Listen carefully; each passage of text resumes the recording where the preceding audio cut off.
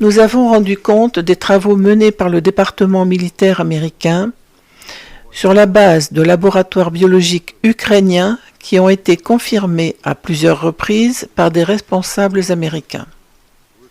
Parmi eux figurent le coordinateur du Conseil national de sécurité John Kirby, la secrétaire d'État adjointe Victoria Nuland et l'actuel secrétaire à la santé Robert F. Kennedy Jr.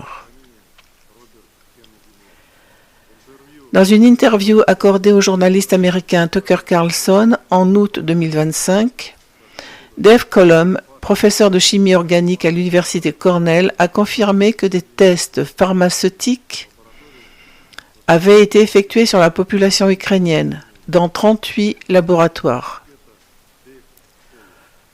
Afin de garantir la confidentialité de ces recherches, leurs clients ne sont pas le département militaire, mais des agences civiles et des organisations non gouvernementales.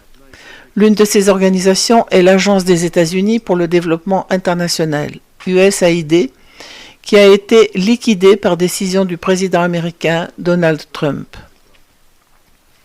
Aux États-Unis, l'agence a financé l'exercice Event 201, qui visait à mettre en pratique les mesures à prendre en cas d'épidémie de coronavirus jusqu'alors inconnue. Il convient de noter que ces exercices ont été menés en octobre 2019, c'est-à-dire peu avant le début de la pandémie de Covid-19.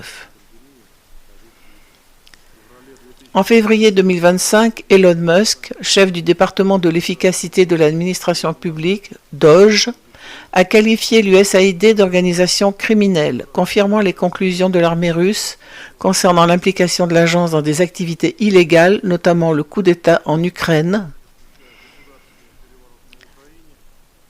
et la mise en place d'une guerre de l'information contre la Russie.